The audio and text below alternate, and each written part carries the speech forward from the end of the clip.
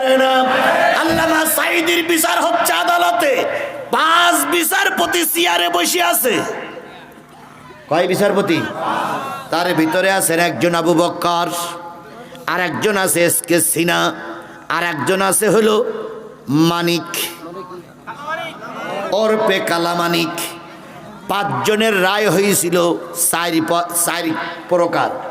একজনের রায় আবু বক্কর, তিনি বলেছিলেন আল্লামা সাঈদীর যে সমস্ত অভিযোগ দায়ের করা হয়েছে, অভিযোগ শুনে মনে হয় মিথ্যা, সুতরাং আল্লামা সাঈদীকে বেকসুর খালাস দেওয়া হোক। আর একজন বিচারপতি বলেছিলেন যাবজ্জীবন কারাদণ্ড হোক, যেহেতু তিনি বিশ্বনন্দিত একজন আলেম, 12 বছর 14 বছর জেল খাটার পরে আবার কোরআনের খেদমত করবেন। তাহলে 2টা রায় চলে গেল। আর 2 জন বিচারপতি রায় দিয়েছিলেন তার আমৃত্যু কারাদণ্ড, যতদিন পর্যন্ত মৃত্যু না হয় ততদিন পর্যন্ত তিনি জেলে বসে বসে মরবেন।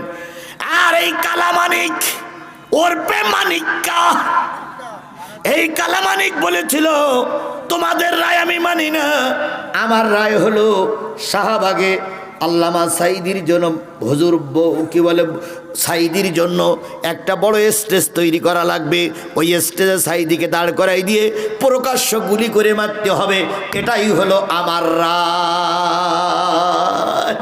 5 জনের রায় শোনার পরে আল্লামা সাঈদী বুকের পরে কোরআন, হাতে একটা পানির পট, তিনি হাত উঁচু করে বলেছিলেন বিচারপতি শোনো, এই রায় কিন্তু শেষ না, আর একটা রায় আছে আমার মালিকের আদালত, এরাই কিন্তু একদিন কার্যকর হবে। এবার সবাই চুপ করে গেলেন, কেউ বা কলম গালের ভিতরে ঢুকালেন, কেউ বা নীরবতা পালন করলেন। আর এই মানিক ওরপে কালামানিক বলেছিল আপনার আল্লাহর বলেন আল্লাহ যেন আমার বিচারটা দুনিয়ায় করে। আল্লাহ রাব্বুল আলামিন বলেন সাঈদীর সেজদা ফিরিতে যাবে না। আল্লামা সাঈদীর চোখের পানি, আদালতের চোখের পানি কাজে লেগেছে না লাগেনি? যে 2 বিচারপতি রায় দিয়েছিল মৃত্যু কারাদণ্ড, সে একজন পায়খানা খাইতে খাইতে মরেই গেছে। আর একজন আমি এখনো দেখে এসেছি, তার বাড়ি ভোলাতে, সে এখনো পায়খানা খাচ্ছে আর ঘুরে বেড়াচ্ছে। আর যে ব্যক্তি বলেছিল যাবজ্জীবন কারাদণ্ড, তিনি হলেন প্রধান বিচারপতি, তিনি কৌশলে দেশ থেকে পালিয়ে গিয়েছে।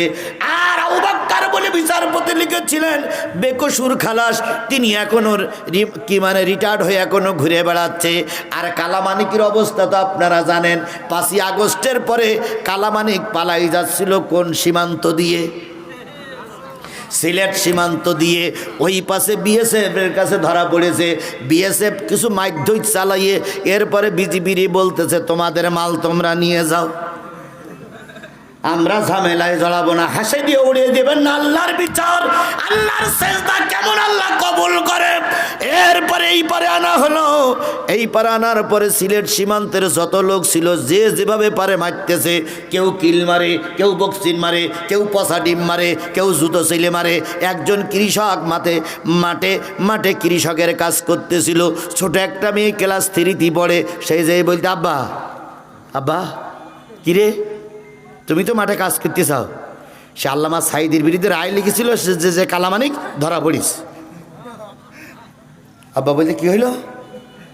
কোন জায়গায় ধরা পড়িছে? কয় আমাদের এই সীমান্তে, ওই পারে তো এই পারে নেইস। চাষি লোকটা বলতে মা তুই জুতো দোকান বাড়ি নে যা,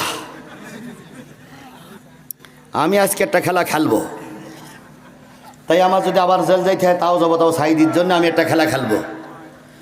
এই সে দেখে বহুত লোক, বিজিবির কাছে জিজ্ঞেস করে কালামানিক কোনটে?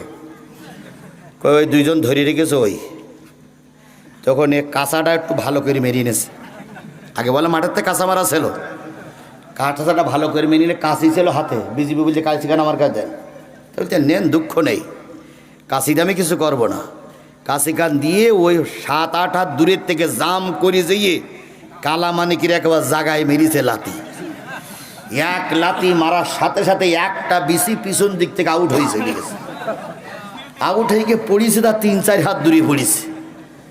তো কালামানিক বলতে পিছনে নোটিস কি? বিজিবিরা বলতে মনে হয় আপনার একটা নেই। কিছুক্ষণ পরে বোঝা গেল একটা নেই। হাসপাতালে নিয়ে যাওয়া হলো, চিকিৎসা দিয়ে সেলাই করে বেডশিট মুড়ি দিয়ে ঢেকে রেখেছে। সাংবাদিকরা যেয়ে বলতেছে, কালামানিক ভাই সালাম আলাইকুম, সালাম আলাইকুম, সালাম আলাইকুম। কালামানিক কয় ওয়ালাইকুম কুম, ওয়ালাইকুম কুম, ওয়ালাইকুম কুম। কয় কালামানিক ভাই ঘটনা কি? কয় একটা নেই। সাংবাদিক জিজ্ঞেস করে, আপনি না সাইদের মৃত্যু চাইছিলেন? কালামানিক তখন বলতেছে, ভাই রে, অতীতের কথা মনে করিস না, মালিক আমার বিচার করেছে। আল্লামা সাইদির রায়ের বিরুদ্ধে, সাইদির বিপক্ষে রায় দিয়ে বাংলার জনগণ বিচার করেছে।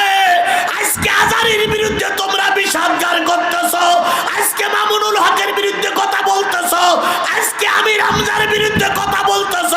যত বড় নেতা হও, শিক্ষা নাও, আল্লাহ ওদের ছেড়ে দেয়নি, তোমাদেরকেও আল্লাহ ছাড়বে না।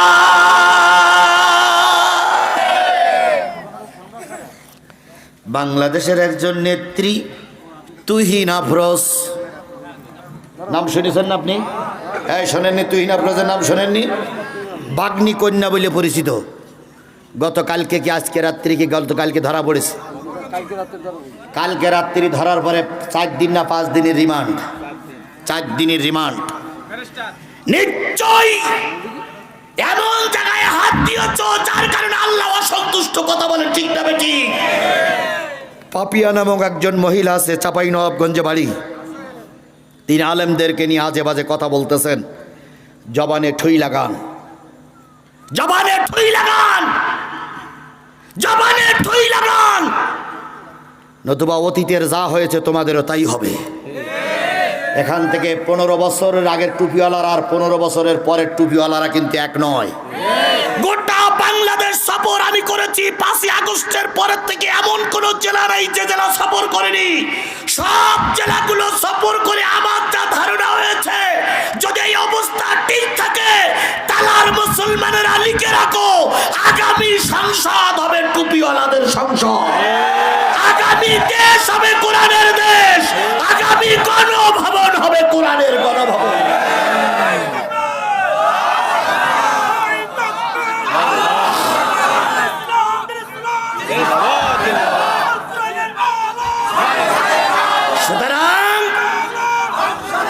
সুতরাং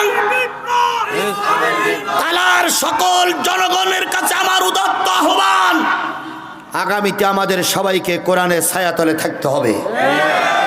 কোরআনের বিরোধিতা যারা করবে তাদের পক্ষে আমরা অবস্থান গ্রহণ করব। বিএনপি আর জামাত এখন অঘোষিতভাবে দেশ চালাচ্ছে। বিএনপি আর জামাতের হাতে এখন ক্ষমতা। কথা বলেন ঠিক না বেঠিক? যদিও সরকারে ঘোষণা নেই, কিন্তু বিএনপি আর জামাত যা বলে প্রশাসন কিন্তু তাই শুনতেছে। ডাক্তার মোহাম্মদ ইউনূসকে কিন্তু বিএনপি, জামাত এবং সমন্বয়করা বসাইছে। কথা বলেন ঠিক না বেঠিক? আপনাদের দুই দলের কাছে আহ্বান, এই ক্ষমতার সুযোগ পেয়ে চাঁদাবাজি বন্ধ করুন, মানুষের লুটতরাজ বন্ধ করুন, মানুষের পর অত্যাচার বন্ধ করুন। নতুবা নির্বাচনের ঘোষণা আসলে কিন্তু জনগণের কাতারে যেতে হবে। টুপিওয়ালা টুপি মাথায় দিয়ে চাঁদাবাজি করবা, জনগণ পাইকানা মার্কা ঝাঁটা দিয়ে পিটাই বের করে দেবে। তারেক জিয়া বলতেছে আমার দলে কোনো চাঁদাবাজি নেই। ডাক্তার মোহাম্মদ শফিকুর রহমান বলতেছে আমার দলে কোনো চাঁদাবাজি নেই। তাহলে তালা কলরওয়ায় সাতক্ষীরায় যারা চাঁদাবাজি করতেছে ওরা ফেরেশতা জিবরাইল আর মেকাইল। কথা বোঝেন? আমার কথা বোঝেন? আমার কথা বোঝেন? বুঝলেন তো বুঝলেন, না বুঝলেন তো কসু কসু কসু। আমি একবারও কি জামাত ইসলামের পক্ষে ভোট চেয়েছি? একবারও বিএনপির বিরুদ্ধে কোনো অ্যাকশনে গেছি? বিএনপি